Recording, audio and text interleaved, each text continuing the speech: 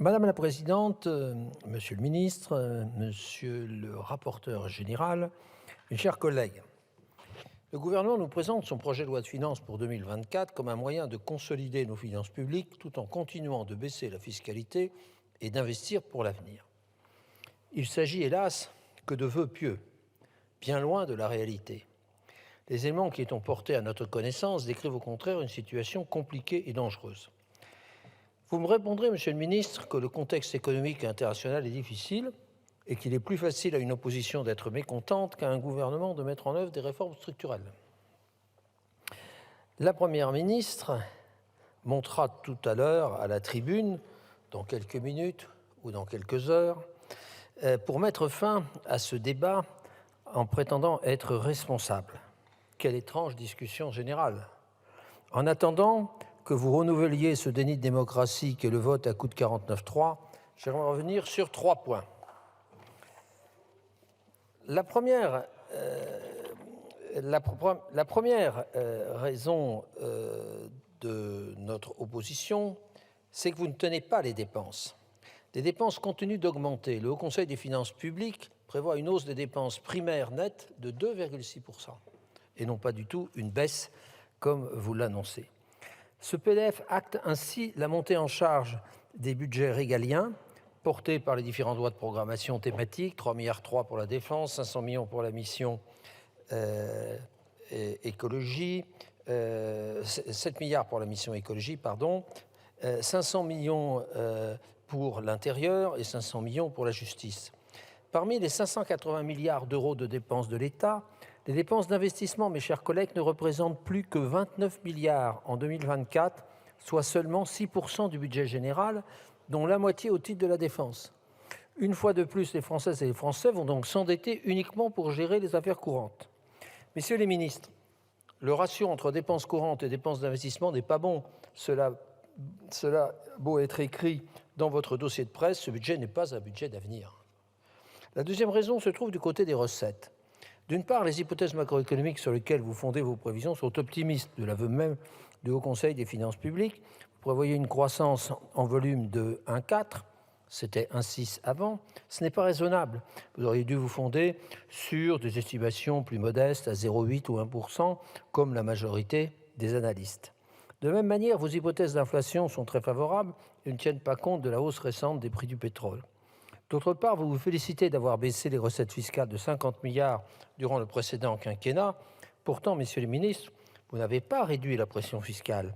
Le taux de prélèvement obligatoire est prévu et quasiment stable depuis 2016, puisqu'il est prévu à 44,4% du PIB en 2024. Il était de 44,6% fin 2016. Vous n'avez fait en réalité que freiner la hausse tendancielle des recettes. La part des impositions en France est l'une des plus élevées au monde, mais ce qu'on ne dit pas, c'est que la charge fiscale est mal répartie. Notre modèle fiscal est plus adapté aux nouveaux secteurs de l'économie et ne tient pas suffisamment compte du niveau de fortune. Et que faites-vous en 2024 ? Certes, vous réduisez la CVAE d'1 milliard, mais vous créez également une taxe probablement anticonstitutionnelle sur les infrastructures de transport qui devrait rapporter 600 millions d'euros. Cela ne pourra qu'entraîner une augmentation des tarifs des péages et des billets d'avion pour les usagers. C'est bien une hausse d'impôts. Le groupe Lyot propose des mesures de justice fiscale, revoir le barème de l'impôt sur le revenu et la fiscalité du patrimoine financier afin de faire contribuer les ménages les plus aisés à la solidarité nationale. Nous soutenons une extension de l'assiette de la taxe sur les transactions financières afin de lutter contre la spéculation et le capitalisme financiarisé. Nous proposons une hausse du taux de la taxe sur les GAFA, la suspension de la baisse de la CVAE ou encore le prolongement de la contribution sur la rente inframarginale de la production d'électricité. Nous avons enfin déposé des amendements pour refondre la fiscalité des rachats d'actions. Certaines de nos propositions ont été adoptées en commission des finances et nous en réjouissons. Ces augmentations de recettes ne pèseront pas sur la classe moyenne ou les salariés. Notre vote sur le PLF dépendra d'ailleurs pour partie de la capacité du gouvernement à conserver tout ou partie de ses propositions après 49.3. Troisièmement, vous tentez de maquiller le solde public par tous les moyens. En 2024, le gouvernement prévoit un déficit de l'État de 145 milliards d'euros. Certes, il s'agit d'une amélioration puisque ce déficit diminue de 20 milliards par rapport à 2023. Mais le solde structurel, lui, ne s'améliore que de 0,4 points de PIB, soit de 10 milliards. Ce qui est plus grave, c'est que près de 14 milliards sur les 16 milliards d'économies que vous annoncez sont des économies de constatation liées à l'extinction de dispositifs temporaires. Vous ne vous livrez pas un réel effort structurel de maîtrise de la dépense. En revanche, votre effort pour bâtir un solde budgétaire de l'État en trompe-l'œil et de notoriété publique, vous n'avez pas une véritable stratégie. Votre stratégie, c'est la stratégie dite du sapeur camembert. Vous faites des trous pour emboucher ailleurs. Vous entendez en effet réaliser cette année un double hold-up. D'abord sur l'Agirc Arrco, le PLFSF prévoit une ponction de 1 milliard en 2024. Ensuite, vous rêvez de prélever à l'UNEDIC 2 milliards en 2023 et 2,5 milliards en 2024. Dans le premier cas de l'Agirc Arrco, vous pénalisez des partenaires sociaux qui ont eu une bonne gestion. Et dans le second, vous réduisez les excédents de l'UNEDIC, qui en a pourtant bien besoin pour réduire sa dette considérable de plus de 50 milliards. Le pire étant que toutes ces opérations sont neutres du point de vue du solde public, au sens de Maastricht, puisque ces deux organismes appartiennent aux administrations publiques. Et comme si cela ne suffisait pas, vous vous en prenez également aux chambres de commerce et d'industrie, aux chambres de métiers et d'artisanat et aux chambres d'agriculture. Vous demandez à ces corps intermédiaires de licencier toujours plus d'agents, alors que vous augmentez, vous, le nombre d'ETP pour l'État et ses opérateurs. Face à cette levée de bouclier, le ministre de l'économie vient d'annoncer tout à l'heure qu'il y renonçait. Je l'en félicite, mais il a fallu toute la pression de tous ceux qui se sont élevés contre cela et les votes de la Commission des finances. En fin de compte, vous lèverez 285 milliards d'euros de dette en 2024 et vous rembourserez 155 milliards. Ainsi, vous paierez plus de 50 milliards d'euros d'intérêts, soit un quart des recettes de TVA. En 2027, les intérêts de la dette de l'État atteindront 71 milliards d'après le PSTAB gouvernemental, mais d'après le Haut Conseil des finances publiques, on en sera à 84 milliards. À ces remarques liminaires s'ajoute un problème majeur. Votre budget ne répond pas aux principales préoccupations du pays, à savoir le logement et le pouvoir d'achat.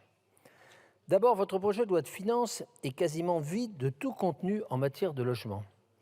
La crise du logement a de multiples facteurs, les mutations sociales, les mouvements de population, le relèvement des taux d'intérêt, bien sûr, par la Banque centrale européenne, qui freine l'accès au crédit des particuliers et des opérateurs, ainsi que la hausse du coût des matières premières, mais aussi le poids des normes dans la construction, qui est estimé à l'ordre de 20% sur les 2 à 3 dernières années.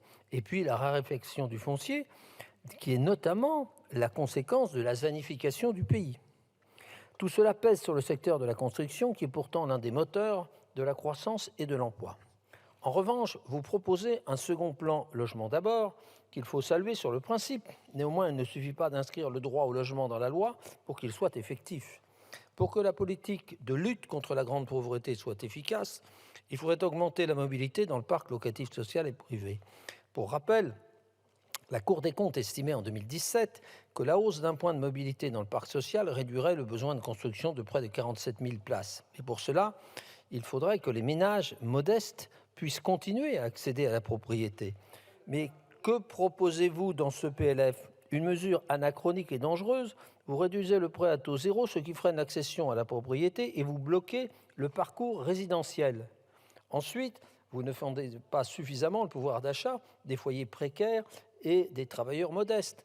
Les députés Lyotte demandent un chèque carburant pour les salariés qui utilisent leur voiture pour se rendre à leur travail et qui tiennent compte de la distance entre le domicile et le lieu de travail, ainsi qu'un chèque alimentaire pour les personnes sous le seuil de pauvreté et de poursuivre la hausse des crédits pour l'ensemble des associations qui s'occupent de la lutte contre la pauvreté.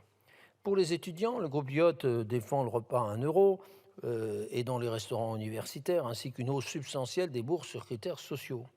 S'agissant de nos concitoyens ultramarins, la suspension du paiement des redevances eau à Mayotte doit être étendue à l'archipel guadeloupéen et être prolongée aussi longtemps que la crise de l'eau durera. Ensuite, le bouclier qualité-prix doit être renforcé, notamment en retirant la TVA sur les biens concernés, ce qui évitera que les marges de la distribution augmentent. Enfin, à Saint-Pierre-et-Miquelon, l'État doit tenir ses engagements de financement du port et non reporter cette charge sur la collectivité. Concernant les crédits en faveur de l'écologie, vous revendiquez une hausse de 1,6 milliard d'euros consacrée à ma prime Rénov' en 2024. Il manque pourtant encore 700 millions d'euros dans ce PLF pour faire face à la demande. Il faut davantage soutenir, Monsieur le ministre, les rénovations globales, certes, mais la puissance publique doit d'abord financer les travaux des ménages les plus modestes. Est-il raisonnable de penser que la classe moyenne va pouvoir avancer des aides pour des rénovations structurantes qui sont extrêmement coûteuses? Vous refusez enfin de financer ces dépenses d'avenir par un prélèvement temporaire sur le patrimoine financier des ménages les plus aisés, pourtant proposé par Jean Pisani-Ferry et Selma Mahfouz. S'agissant des finances locales, vous communiquez sur une hausse de la dotation globale de fonctionnement de 220 millions. Mais, Monsieur le ministre, ces 220 millions, c'est 0,8% d'augmentation. C'est totalement insuffisant au regard d'une prévision basse d'inflation, qui est votre prévision, à 2,6%. Cela signifie que vous augmentez la DGF en valeur très légèrement, mais que vous la baissez en euros constants de l'ordre de presque 2% dans vos prévisions et probablement un peu plus vu la sous-évaluation du taux d'inflation. De même, vous ne compensez pas l'augmentation du point d'indice des fonctionnaires survenu en juin dernier. Mon groupe porte une série d'amendements pour éviter toute baisse réelle des recettes de fonctionnement des collectivités. Et les départements ruraux sont dans une situation difficile. Les dépenses sociales continuent d'augmenter pour ce qui concerne une bonne partie des départements, y compris des départements très urbains, tandis que l'État ne compense pas justement leurs charges et que leurs recettes fiscales, essentiellement les DMTO, chutent. Vous les estimez à une chute de 16%, mais la chute est extrêmement variable selon le département, à tel point que plus de 10 départements sont en déficit de fonctionnement. Et monsieur le rapporteur général nous dit toujours « Oh, il n'y a pas de problème des collectivités territoriales, regardez le montant des dépenses des accumulations globales. » Oui, mais la globalité ne veut rien dire, monsieur le rapporteur général. La réalité, c'est chacun d'entre eux. Et vous-même, vous en êtes à essayer de créer un fonds pour éviter l'effondrement déjà de 10 départements. C'est 10 départements aujourd'hui, mais ça sera 15 à 20 demain, puis 25, puis 30. Ouais. Et donc, c'est un vrai problème qui n'est pas résolu. Alors, s'agissant des finances sociales, je voudrais rappeler le coût net de la réforme des retraites, qui est un déficit de 200 millions d'euros en 2024, d'après le Haut Conseil des finances publiques. Et encore, cela ne tient pas compte des effets de bord de la réforme sur l'assurance chômage, le RSA et la branche maladie. C'est quelque chose qui est souligné par le Haut Conseil, que les ministres ne veulent surtout pas évoquer. Oui, la réforme des retraites, c'est un coût de 200 millions en 2024. Ce n'est pas moi qui le dis, c'est le Haut Conseil des finances publiques. Et en fait, c'est plus de 200 millions, puisqu'il y a l'effet indirect. Voilà. Oui, mais on n'en parle pas trop. Et le solde des régimes obligatoires de sécurité sociale est en déficit de 8,8 milliards, tandis que l'ONDAM croît plus vite que la croissance et que l'hôpital manque toujours de près de 2 milliards d'euros de financement.